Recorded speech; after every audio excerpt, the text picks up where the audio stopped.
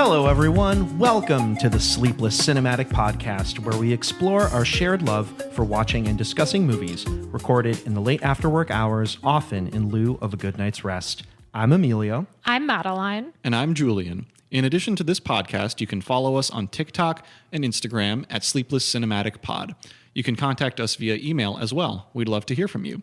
Write to us at sleeplesscinematicpod@gmail.com. If you're on Letterboxd, you can follow me, Julian, at Julian_Barthold. That's my name. And you can follow me, Madeline, at Patroness of Cats. If you are listening to us for the first time, thank you for finding us. There are many like us, but this podcast is ours. So we're grateful that you are here. Please stick around for the conversation we're about to engage in. And if this is the second or third or 20th time you've listened to us, thank you for sticking with us. We have really grown to love doing this, and it means the world to have our budding listenership grow. If you haven't already, we'd ask you, return listener, to please write a positive review and rate us on your podcast platform of choice. Short and sweet works. This is one of the best ways for new listeners to find us and help our podcast take its next steps. Today's guest has the distinction of being the first guest that we'll have who can be seen singing, acting, and dancing his way through a movie that we've just discussed, Steven Spielberg's 2021 remake of West Side Story. When you're a jet all the way. And our guest is truly a standout performer in everything he does. He can be seen as A-Rab in the movie, but he has a long and distinguished list of credits to his name. So You Think You Can Dance? You might have seen him in the Broadway cast of Cats, Carousel, On the Town, Newsies, Bye Bye Birdie, Hello Dolly, just to name a few. He is also a generous and extremely knowledgeable dance teacher. Regular listeners know that I have an incredibly sweet and talented wife with very fancy friends, and this fancy friend of hers is kind enough, while he's in rehearsal for a show, to spend some time rapping with us about his time in West Side Story. Jess LeProtto, thank you for joining us today on the Sleepless Cinematic Podcast. Thank you. Thank you for having me. Very exciting. Welcome. Yeah. Thanks for being here. Yeah, this is very cool because we did just have an opportunity to speak about the movie, and I think we'd love to get your take on it. This is so cool. I'll start by just asking this. How did working on the remake of West Side Story happen for you? How did it come into your life? Well, one of the shows that was a wonderful introduction, and I'm very appreciative of that. One of the shows that you mentioned in your intro was Carousel. And that was back in 2018. That was the most recent revival. And the choreographer of that production was Justin Peck, who actually wound up winning the Tony Award for Best Choreography that season. So that was in the spring of 2018. And around late June, early July, Justin had reached out asking if I'd be interested in helping him out with some pre-production, workshopping some new material for an upcoming project. Little did I know that it was this project. Really buried the lead there. Yeah, it was because everything was still, being developed and mum's word, and nothing was very introduced or announced at the time. So when I got the information, I was like, oh, you're choreographing this new adaptation of West Side Story directed by Steven Spielberg. Okay, yeah. I think I should say yes to this. So this was July 2018, and there was nothing about casting of any kind. It was just Justin, getting his first stab at the choreography and working on some material with a bunch of us dancers, a lot of whom came from Carousel and outside from his connections with New York City Ballet. Funny enough, we were rehearsing at that time at Lincoln Center. Wow. Yeah. So, and it was just to kind of workshop some pieces. Obviously everyone knows West Side Story. Everyone knows, the list of all the songs from the show, timeless classics. So we worked on a couple songs, and we were just as stand-ins. We were prototypes. We were, just kind of, filling in some space and just kind of, finding the movement along with him. It was about a week or two session. By the end, we had to present this material to some pretty heavy hitters, I would say. Steven Spielberg, Tony Kushner, Cindy Tolan, who was the casting director for the film. Yeah. Janine Tesori, who was our vocal supervisor, who is also in her own right a Tony-winning composer. Wow. And the Jerome Robbins estate. as well. Mm-hmm. So there were a lot of people in that room who really wanted to be curious about what Justin was curating, what he was putting together, what he was setting up.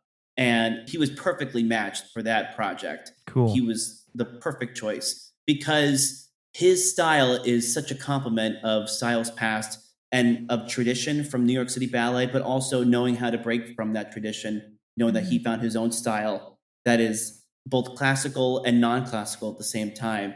And what a perfect place for New York City Ballet to host that kind of artistry.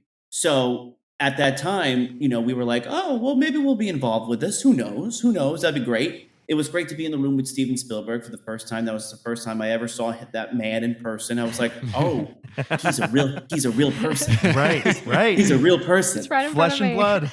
Yes. And of course, Tony Kushner in his own right. Yeah. This is a Pulitzer Prize winning playwright. Yeah. No slouch himself. Yeah. Who's penning this script and who's putting his own stamp on this classic material. And you have to remember, because Arthur Lawrence wrote the original source material, the original book for the Broadway musical. And then I believe it was Ernest Lehman who wrote the first adaptation for the 1961 film. So yeah. This was the third act of this, multiple journey. And man, it was just, Tony Kushner was like the perfect ingredient to this, in my opinion, to this whole process. I was like, the knowledge. I was just like, oh my God.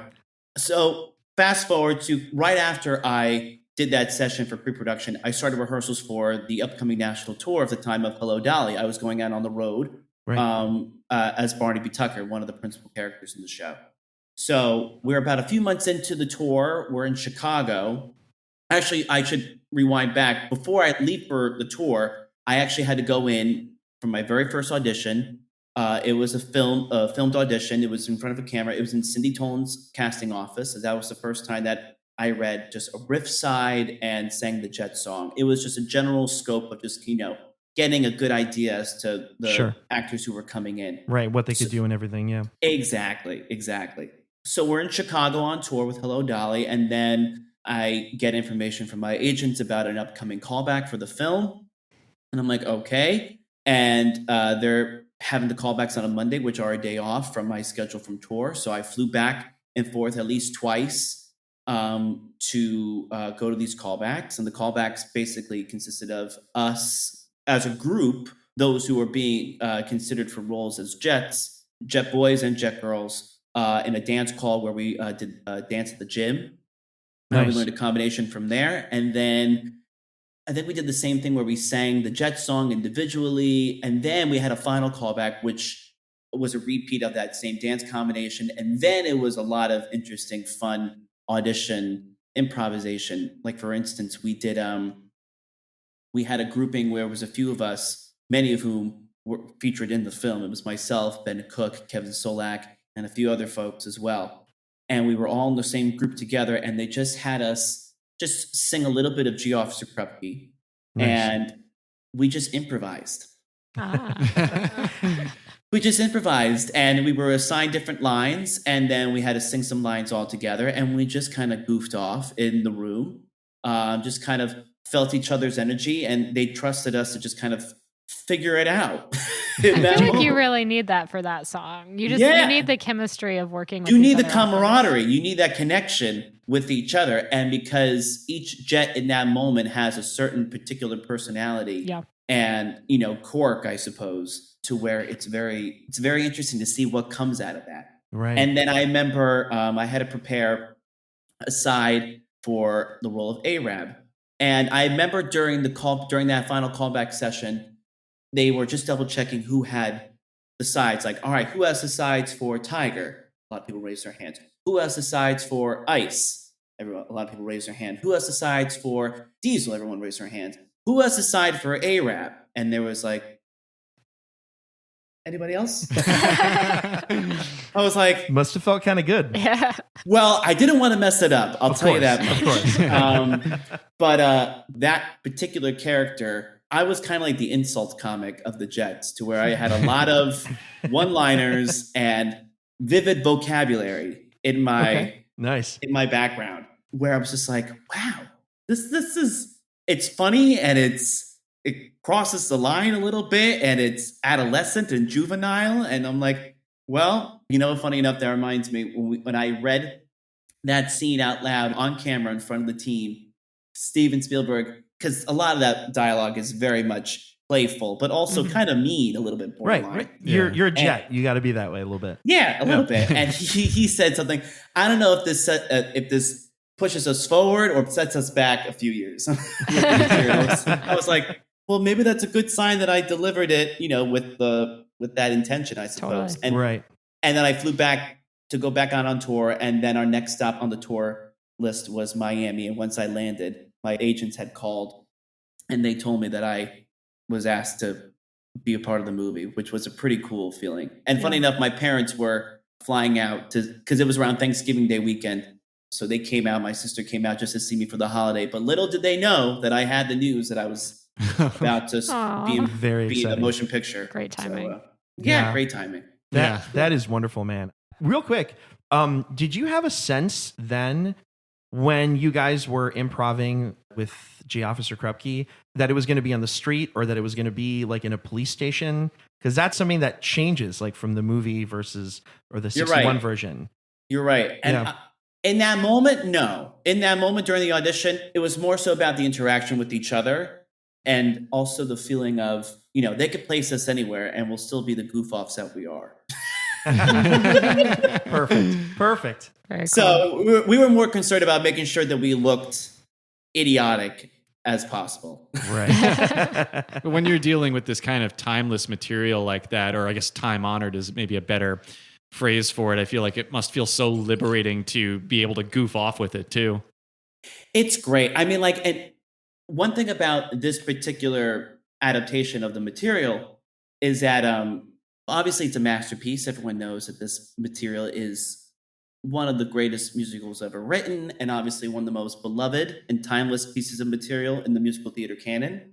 But one thing that's interesting about West Side is that it has a lot of flexibility, it has a lot of shuffle to where a lot of series of events that occur throughout the story have kind of shifted here and there. Like, for instance, the original material in the original Broadway production had Cool before the War Council. So, and then prior to that, in the second act, moving forward, was J. Officer Krupke. Right. And then in the film, the first film adaptation, it was switched.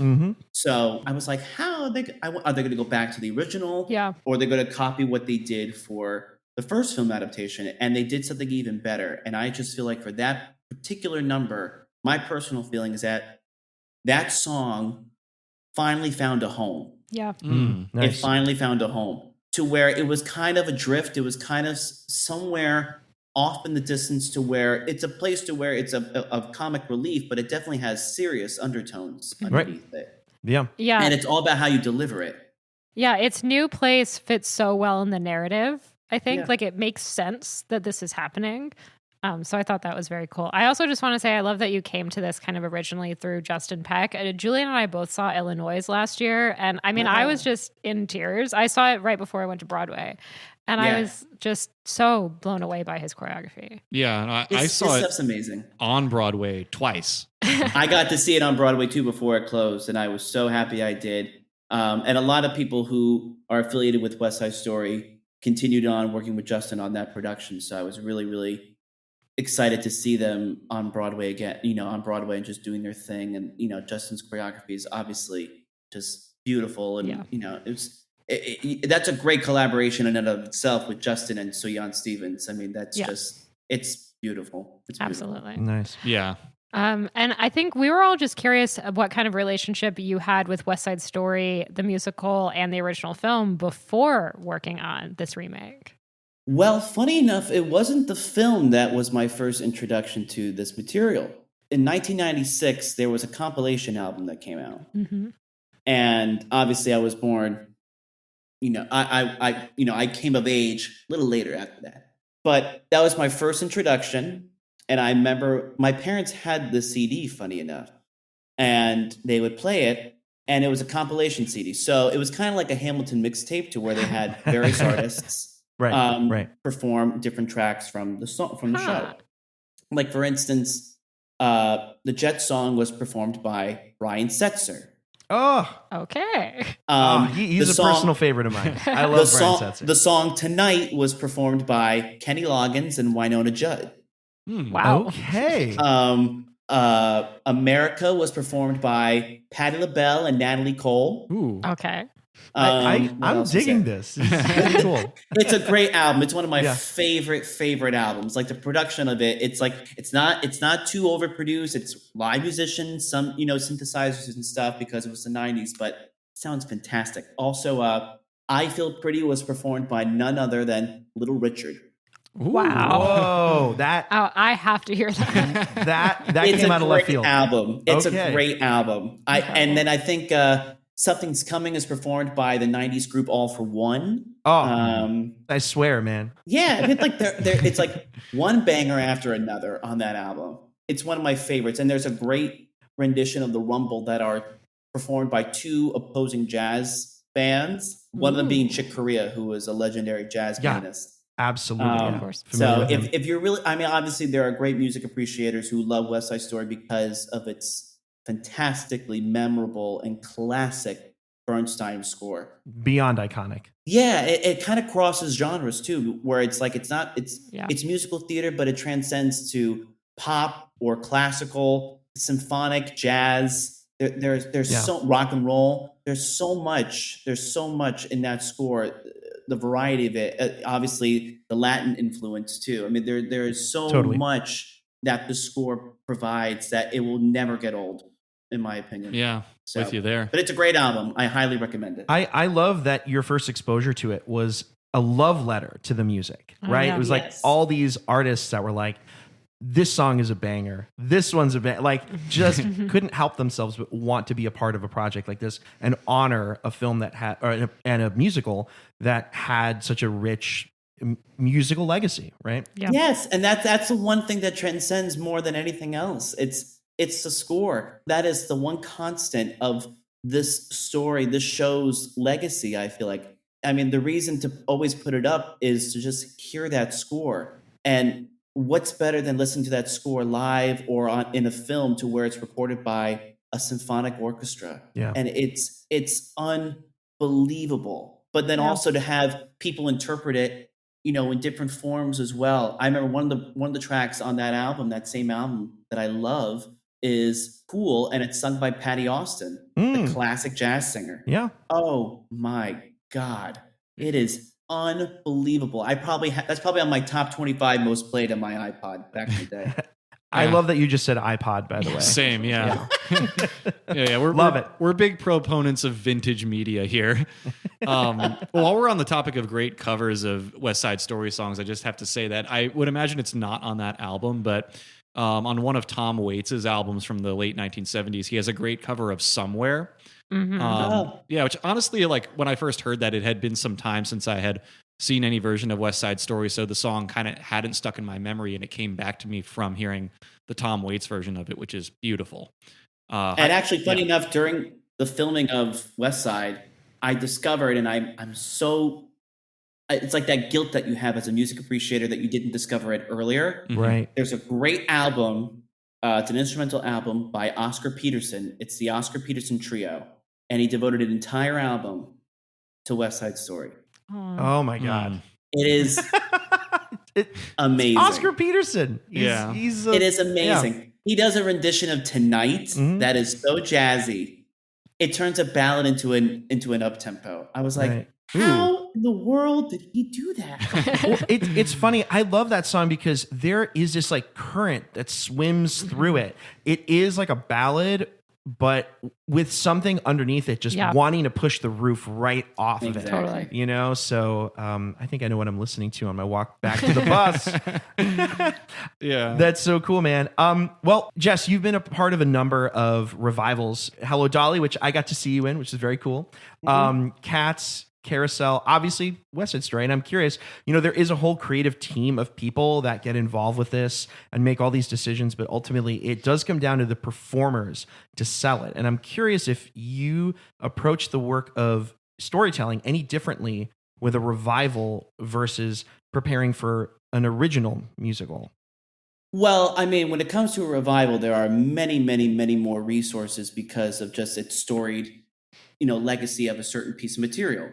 Right. Something like Carousel or Dolly or West Side Story on the Town, all these older shows, they have just great legacies of actors who have performed in it. The material, the research of it all, it's always about receiving all that information, but what to kind of discard, what to hold on to. It's always about kind of picking and choosing what is essential to how you perform the material. When it comes to original material, it's just as exciting, if not more, because you're kind of finding it yourself. You're going through the trenches on your own. Right. Yeah, the excitement is always the same for me. Cool. The excitement is always the same. I always enjoy going into the trenches and just trying to find the material. And thank God, there are great people who are part of these shows and productions who know so much about it when it's a revival. And then when it comes to a musical, it's all about context. It's all about just trying to fill in the blanks. And if it's not about character, it's about setting. It's about, time, period, era, style, too. And that kind of helps, influence your performance as well. Cool. So they're all those tools, I think, always build to where you have a good lengthy amount of material. But then sometimes when it comes to performing it, you have all that, you let it absorbed, you let it washed over, and then you can just let it be. Just let it be. When it comes to revival, the audience knows what it is. Right. So they have that kind of connection to it already. So now you're just building on it. But then when it comes to a new musical, they're very curious. Mm-hmm. They're very curious as to how you kind of are like, oh, we don't know what this is going to be. Sure. Yeah. I was just thinking about, you were saying in the pre-production process, before you were cast, there were those sessions where you and other potential Jets were improvising. And I'm sure that those sessions are very informative for the creative team too. Oh yeah, I mean it's part of the process because they know that they're trying to find voices and actors who can provide, who can really bring the story back to life, who can really bring these characters off the pages. And someone like Tony Kushner, who is able to provide such beautiful language and knowing how to write for characters, not just on stage but on screen. It's pretty exciting. That was one of the honors of my life, to kind of be in a situation to where you have masters of their craft. Obviously, Steven from a visual sense, and it's that Quicksilver magic that he has. It's unbelievable. Right. Yeah. But then you have someone like Tony, who is so articulate with his words, and then when he tries to speak it himself, he's not as articulate. he lets his words on the page speak for itself. I mean, it's pretty. I just loved knowing that as an actor. The greatest gift that I probably ever received was the backstory that he gave to all of us. It's very fitting you should bring that up,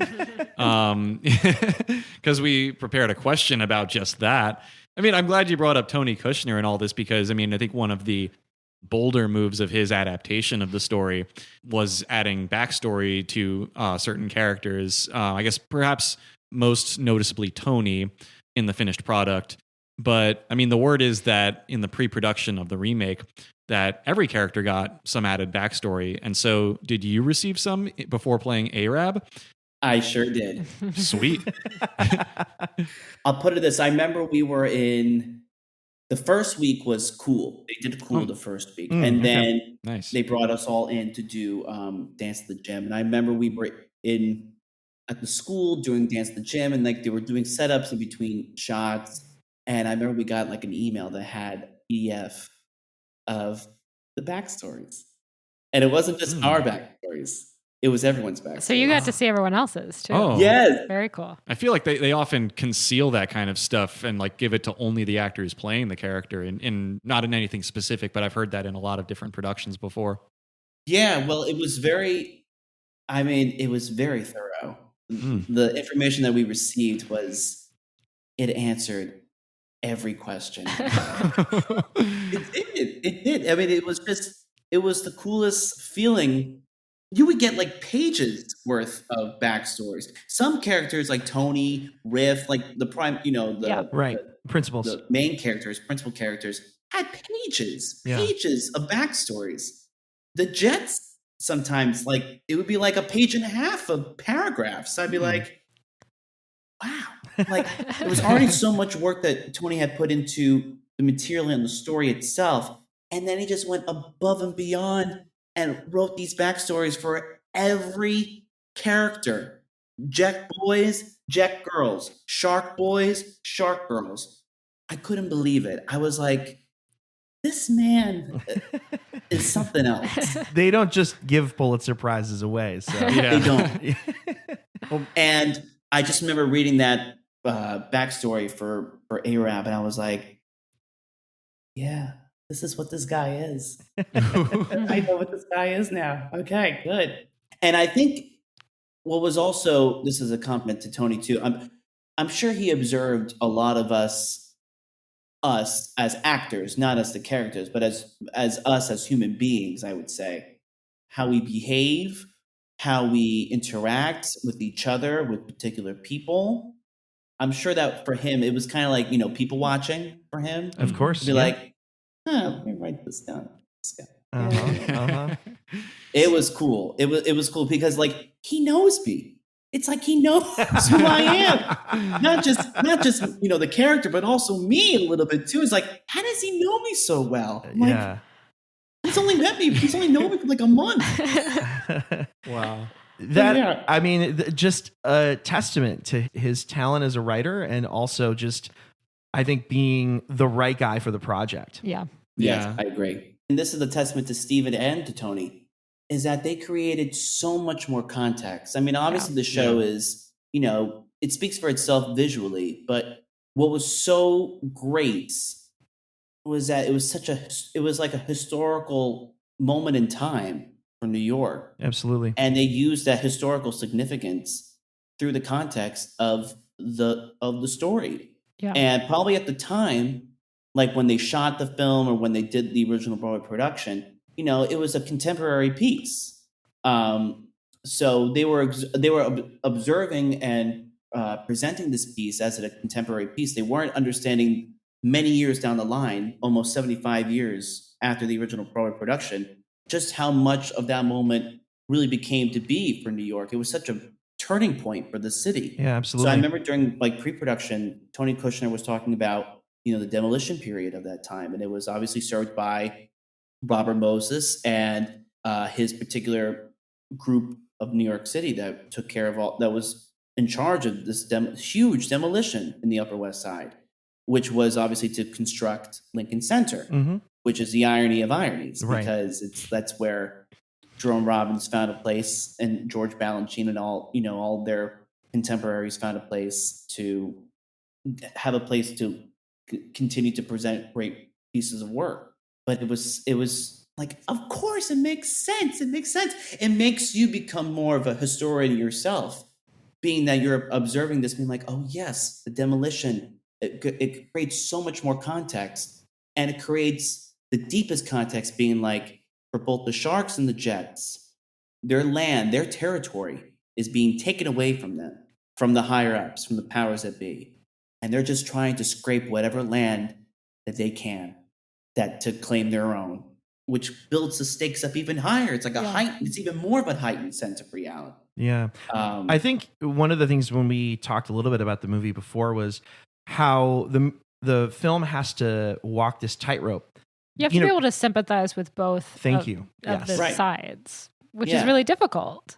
Which is really, really difficult because the Jets come off obviously very juvenile and adolescent, and they're a ragtag group. And you obviously enjoy them bantering and, just roasting each other and just kind of goofing off and kidding around and stuff too. But there's an underbelly underneath that too, which is the harsh truth about who they are. And, the sequence that happens in, towards the end of the film exposes who they really are. And obviously they run away from that moment, being like, I don't want to be a part of whatever this is as a group. Yeah. And, they were already misfits to begin with. And going back to that backstory, there was so much about A-Rab that created so much more about how I, wanted to do my best serving what Tony had provided for me, which was that A-Rab, according from the backstory, his real name was Gabriel. Yes, Gabriel. It's my son's name. And and then grew up with an Italian American family in a rundown apartment complex with holes in the walls, rats, you name it. It was very much lower class, big time. And of course, he was a runaway. He ran the streets, and he came across the Jets slowly, and they formed the Jets officially through there. But there's something about A-Rab, and this was a really big. I remember this sentence clearly. A-Rab was the thorn of the group. So he was very prickly. He was very short-circuited to where he can go off at any moment, which obviously is, Exhibit A in the film. Yeah. Right. But A-Rab, obviously, you get Gabriel kind of a sense of that too, but also he can just go off on his own. And I remember a lot of times I would be on my own during, setup shots and stuff too. And then I'm sure there were some Jets. I think Mike Feist said to me, he was like, "You all right?" I'm like, yeah, I'm fine. Fine. I'm just getting in character, man. Yeah, and it's like that pent up anger. It's like that frustration. Right. And nothing pissed off A-Rab more than the inclusion of anybody's. Yeah, you definitely Which leads to that whole confrontation. Right. And unpleasantries are exchanged in that moment. Right. Yeah. Yeah. That's true. That's one of the standout moments I feel like you have in the film. Yeah, it's definitely just roasting anybody's. And, it's of his insecurities too, because absolutely anybody's has much more acceptance than A-Rab does because of the endorsement of Tony. And I'm sure Tony appreciates A-Rab, but not as much as anybody's. Yeah. That is the thorn. Right. A-Rab's kid, to where he just wants to, if he can find the opportunity to rip anybody's, he will. Right. And there is that thing where anytime a character is expressing a lot of, aggressive tendencies, there's usually some insecurity behind it. Right. Yeah. And, some of the one-liners, this reminds me, we had a couple of premieres. We were fortunate that we went to the New York premiere and the Hollywood premiere. I attended both, and it was just surreal. I would never think that I would be at a Hollywood premiere like that. I remember at the Hollywood premiere, we were at El Capitan. We sat down, we watched the film, and I had already seen the film a few times by then. We got to the sequence to where we're at docks, and this is before Anita comes into the fold. Yeah. And those events occurred. But after Anita comes in, one of the last one-liners that A-Rab says is, "Go pop yourself, you blister." That is the exact line. Okay. That is the transcript. Can you read that back to me? "Go pop yourself, you blister." That is the line. And that line kind of got like a little chuckle here and there. But I remember at this particular premiere, I said the line, in the shot, and then I hear this, and I was like, who is laughing? And then we had like a little reception, a party afterwards too. And I talked about, I was just like, yeah, I heard that laughing. Who was that laughing, like cackling? And someone said to me, I think it was Rita Moreno. Oh my gosh.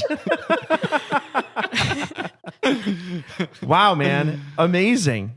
Yeah, I was just like, wow, she still gets a kick out of my jokes. That's great. That's great. The best kind of compliment. I love that. Loved it. Yeah. Yeah. Very cool. Yeah. So when we were discussing the film, a big takeaway for us was how Spielberg's vision was to widen the world for the characters. And I think Tony Kushner was also instrumental in this. So out on the streets, they're like in and out of buildings and in different locations. So how does that compare for you to performing on stage? Like, do you feel that wider scope when you're performing in front of a camera?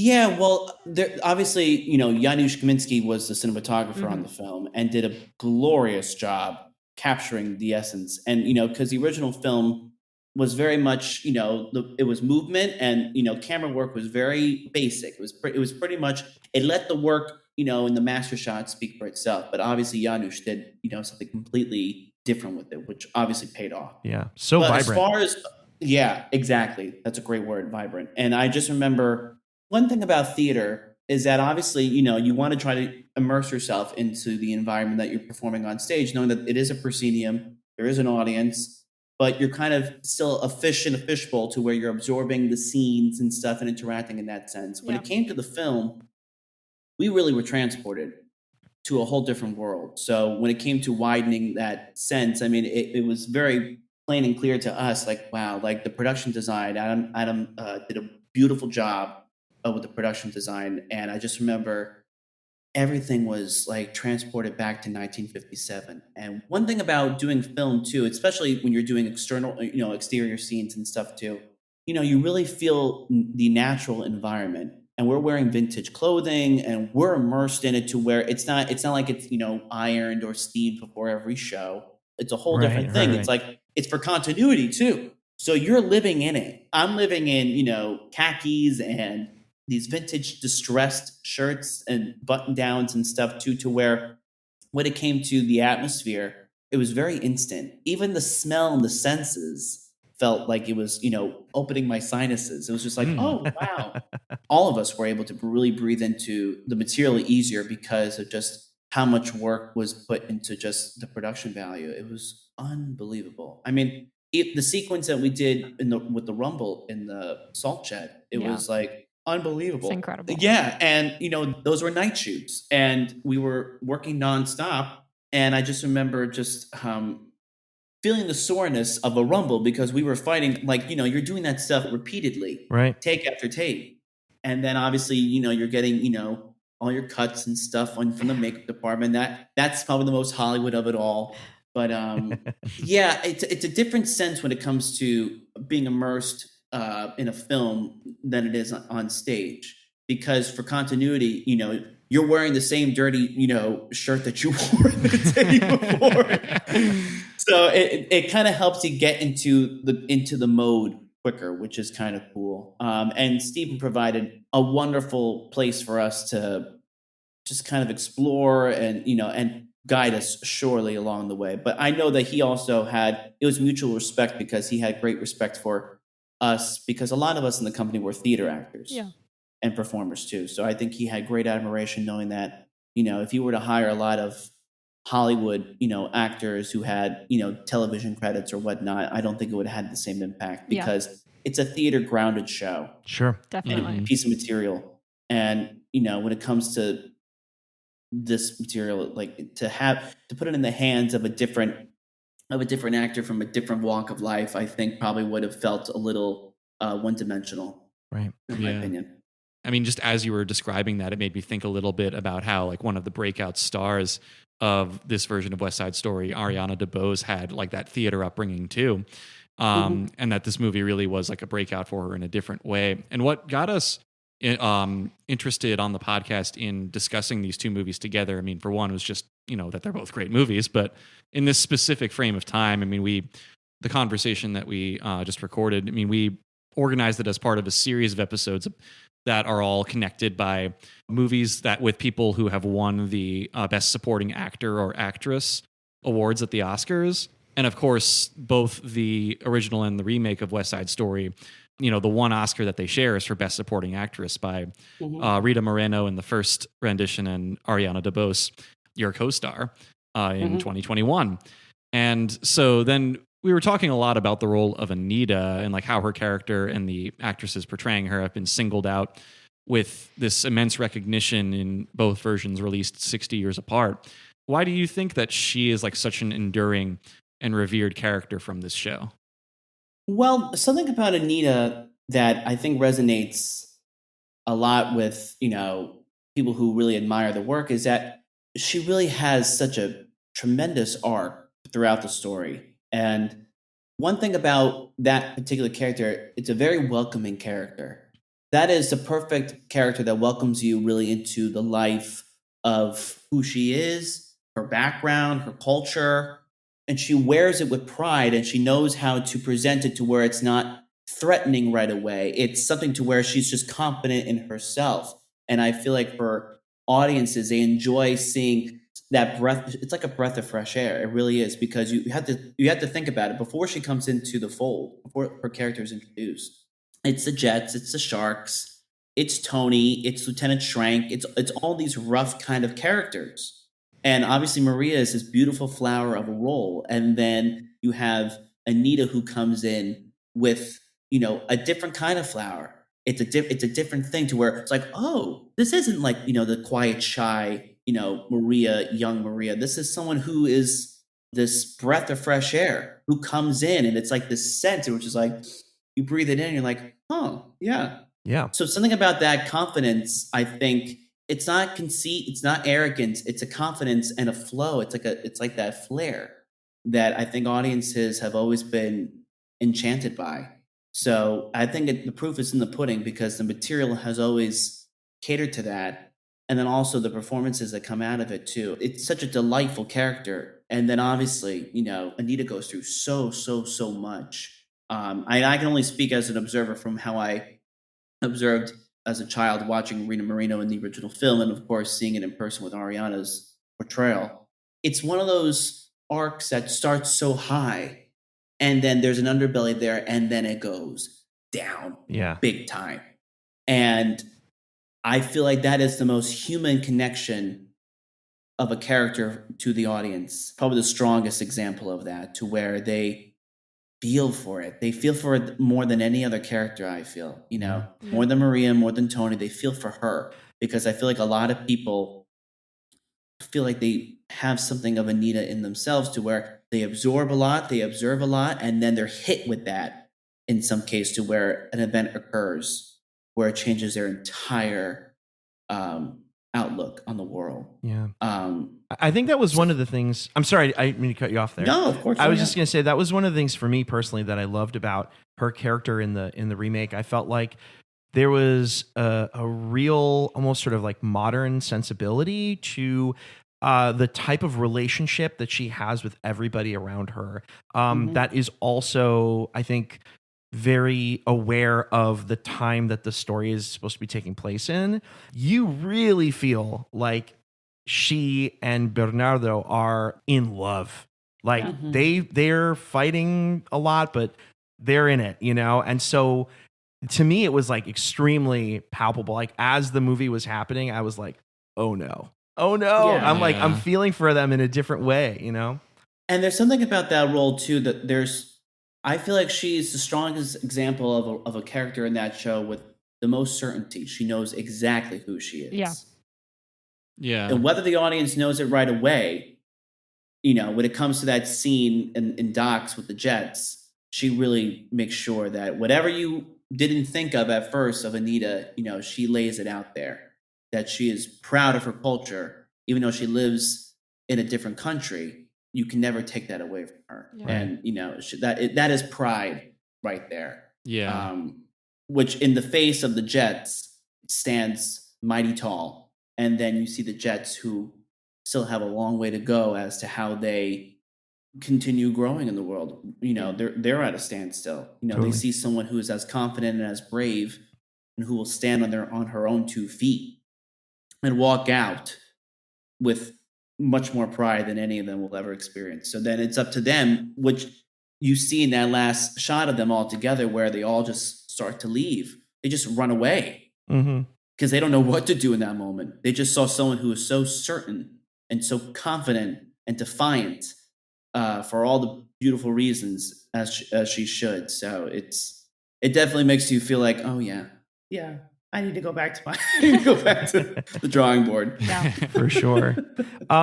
Somebody who is present in that scene is Rita Moreno, who was in the role of Anita in the 1961 version, but in the remake, right? She's the Doc character. And I feel like, her presence on set in the film seemed to go way further than just an acting role. Like from everything I was hearing, she's like part consultant, obviously I think she became an executive producer at some point, but also maybe like a good luck charm in some way. And I'm curious what your memories of her on set were, and like, what did you feel she brought to the production? Oh, I mean, she was just this bundle of joy. God bless her. She is still I think she's 92, 93 at the moment. And she is still this little girl. There's like this little girl inside her that is just so precious. And I think that only makes her just she can live until she's 193 and she will be the same little girl that she is. She is just unbelievable. A living legend. And just being on set with her, she was so supportive, especially for those in the Sharks too. She really resonated with them. Being in the scene with her was, that was the only scene that I was in with her, just in that sequence at Docks. And she was unbelievable. Yeah. Just seeing her stare the Jets dad and say, "I know you. Yeah. I know all of your names." And I've known you since you were kids. It's just like there's so much. She can really speak to that because, for someone who did the first film adaptation of it, she knows these characters backwards and forwards. So for someone, even though she's playing a different character, it's pretty cool to see someone kind of absorb and take in and speak about all that stuff. And she was a hoot. She was a riot. She was so funny and adorable. And I remember one of the few moments I had to chat with her. I had mentioned that a few years back I had worked with George Chakiris, who was her Bernardo in the original film adaptation. And it was of another musical that I did out in San Diego at the Old Globe. I just was just like, I adore George. I think he's just, a wonderful human being and a great artist in his own right. And she was like, "Oh, I'm so glad you got to work with him." She was a gem. She really, really was. But above all that, she's still very, very funny. I adore her. She's amazing. Nice. We'll leave it off coming back to you, A-Rab. There's a bunch of standout moments that you and as your character have, most notably in G. Officer Krupke. I just want to personally say that I think my favorite moment from that whole sequence is when you do the whole German therapist thing. Yeah. Excellent. Quite good. Yeah. Do you have like a memory of being on set that you are particularly fond of, whether it's in that scene or another, or something that encapsulates the whole experience? Oh, there are too many to name. You mentioned the German accent, as the psychiatrist. We had a dialect coach, Tom Jones, with us, so we learned a lot. And I just remember at times to where if any Jets who didn't have a thick New York metropolitan accent, they were like, "If any of you have any questions, just go to Jess. He knows how to speak in this dialect." I'm like, "Well, all right." We did Officer Krupke very early in the shoot schedule to just be directed by Steven Spielberg.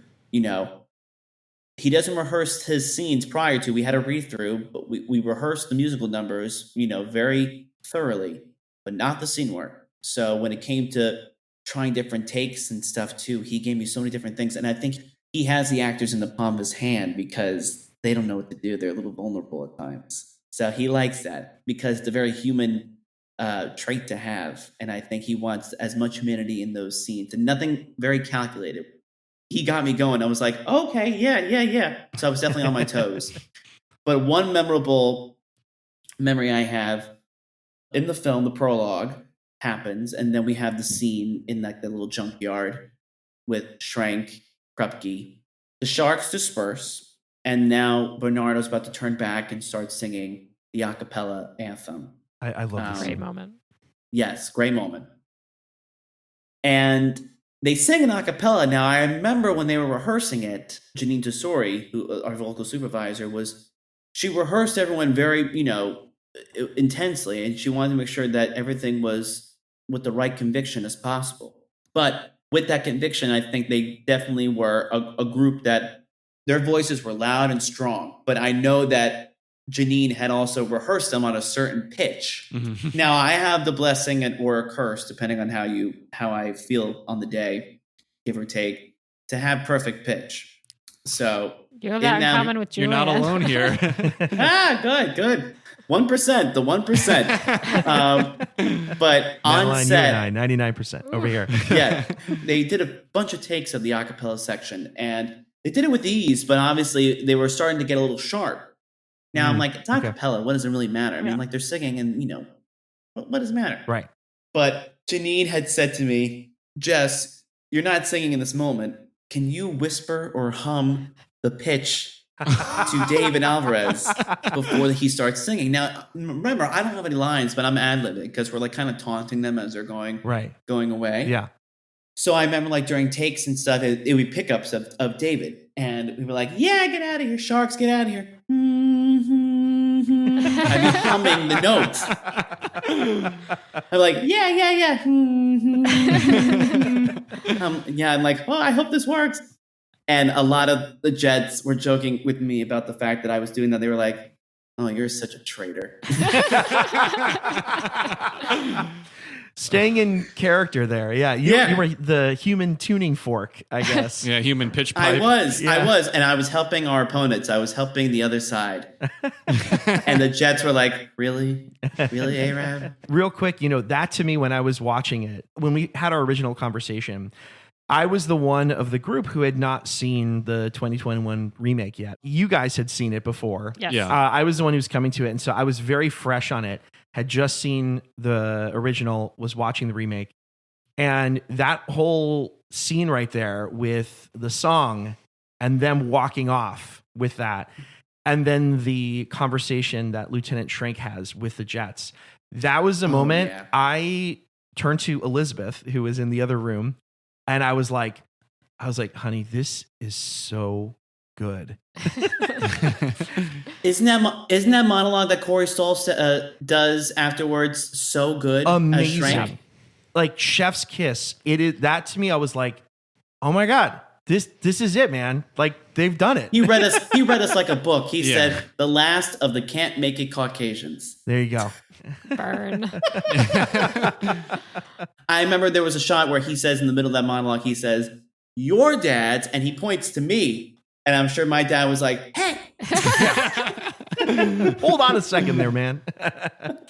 Oh, man, this is so cool. Jess, I cannot thank you enough, man, for your generosity, being willing to share all this, staying up late with us.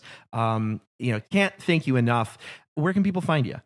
Well, I'm currently in rehearsals for a new production of the show Schmigadoon, which is premiering at the Kennedy Center. Nice. But they can find me on social media wise. They can find me on YouTube. I have a YouTube page. I'm on Instagram at the Jess LeProtto.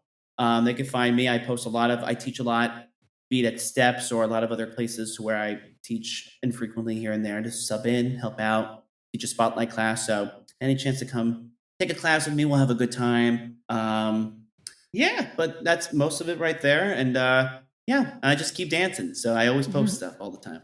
When I was writing up something for you at the top, my Elizabeth, I keep saying my wife, you know her better. She was like, Jess is the most incredible, generous teacher that is out there. She's like, he's unbelievable. Please make sure you make a note of that.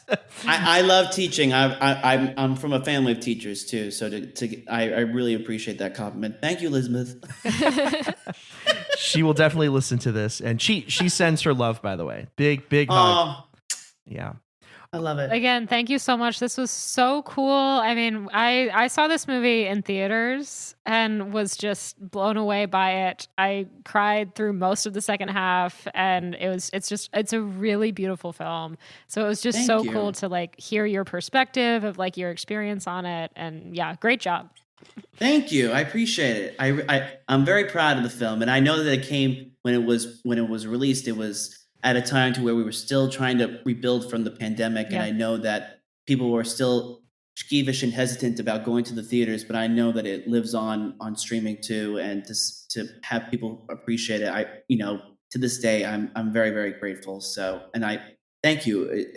It's a testament to Steven and the people that he hired and has assembled too. So it stems from the top down. I was very, very blessed to be a part of that film. We feel blessed to have experienced it and getting to talk to you about it. I mean, I feel really lucky getting to hear all of these stories from your time on set. And just, as someone who also saw the movie when it was in theaters and people were still afraid to go, I felt, I remember the skittishness we all felt at that time when the pandemic wasn't quite over. And that movie was just such a ray of sunshine at that time. Yeah. Oh, Yeah. that's great. And I got to really experience that with everyone who worked on the film, but also the chance to have people who I knew, who I loved dearly, who were like, when can we see the film? I'm like, well, it's got to come out at some point. Yeah. And when it finally did, I was very, very happy. And of course, when we all got to see the first, we went to a private screening for all of us that they hosted for us too. And the first time we watched that film, was like, oh man, I can't believe it. Oh, can I tell you one funny quick story? There was a time where we were doing like one of the sweeping shots for the quintet, and it was like of us walking or doing something like that. And then it was like the end of the day, so then we had to go back to camp to get out of costume. I remember we were all like giddy about, oh, the first shot, oh yeah, that's great. But it was like a sweeping shot, so it wasn't going to be something substantial. It was going to be something that kind of cuts in and cuts out. And I said to the guys, I said, you know what, guys? That's going to be a shot that's featured at the Academy Awards for a technical design category. Go. Yeah. And there was a shot when we were nominated for sound design. I was like, I told you. Oh. Incredible. Awesome, Nan. Well, we'll let you go. Yeah, Thank you sure. again. Thank you all so much for having me. This was great. Good luck at rehearsal and get a good night's rest, all right, man? Thank you. Have a good night. Nice meeting you. Good night.